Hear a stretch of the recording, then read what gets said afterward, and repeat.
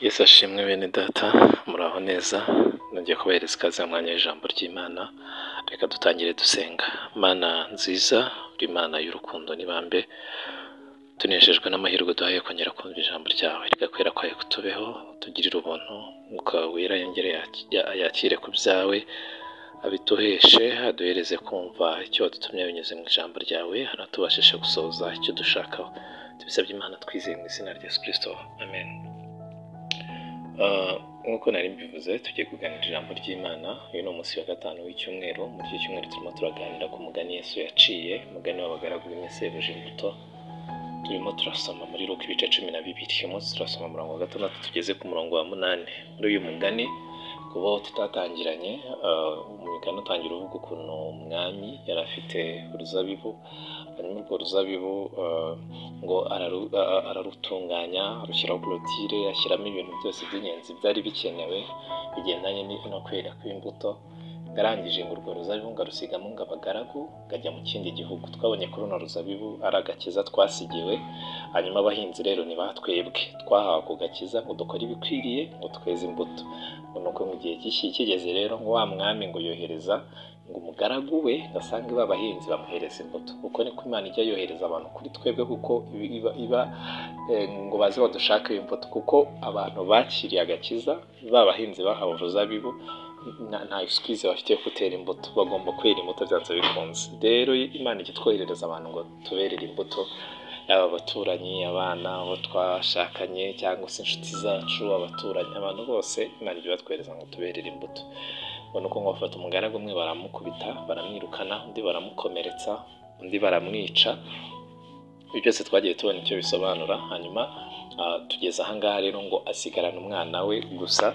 Aravuga ati ahari we bazamwumvisha, ngo ariko ngo barangije ngo baramufata nawe ngo baramukubita, baramwica. Ngo ahangaha rero twari tugeze, niho tugiye gusoma Mariko 12:6. Ngo bigeze aho asigarana umwana we akunda, aba ari we aherutsa kubatumaho ati bazubaha umwana wanjye. Ariko abo bahinzi baravugana bati uyu niwe mutware, nimucyo tumwice, ubutware bubu bwacu. Nuko baramufata baramwica, bamujugunya inyuma y'uruzabibu. Imana tugirire neza kandi twiteho.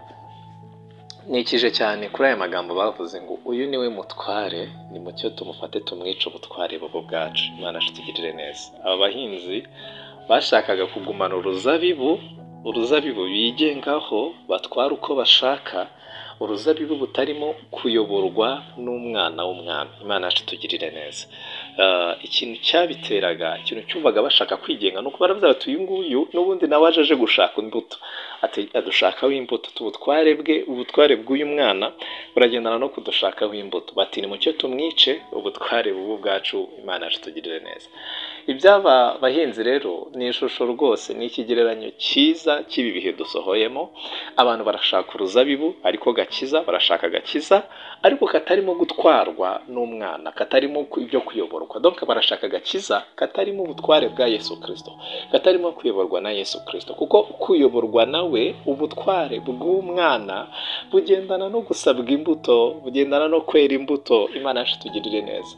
Ntago mwabana n'uyu mwana utera imbuto. Imana tugirire neza. Abantu rero kubera ikibazo cyo kwanga kwera imbuto, kubera ukuntu badashaka kwera imbuto, ntibanashaka uyu mwana mu ruzabibu rwabo. Donc kubera ukuntu abantu byo kwera imbuto batabishaka, batabikozwa, ntibashaka agakiza karimo Kristo. Barashaka agakiza k'izina, ko kuryoha gusa, ko kujya mu materaniro bagahanurirwa, bakabwirwa iby'ibizaba, bagakorerwa ibitangaza. Barashaka agakiza ko kuririmba gusa, bagakora ibiterane, ariko icyo kwera imbuto ntibagishaka. Icyo kwemerera Kristo ngo abayobore mu by'ukuri byose bera imbuto ntago bagishaka. Imana tugirire neza.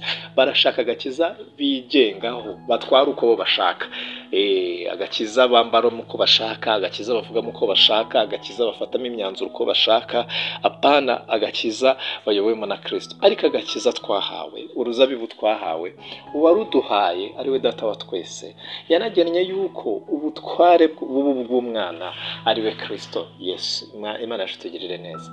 Twahawe agakiza ariko tunahabwa gutwarwa na Kristo ngo atuyobore mu by'ukuri byose, atuyobore mu byo dukwiriye kuvuga n'ibyo dukwiriye gukora. Imana tugirire neza. Wowe woweho rero wumvishe rino jambo ry'Imana, ntukemere ntugase nk'abo bantu bashaka agakiza ariko k'izina gusa katarimo kuyoborwa na Kristo.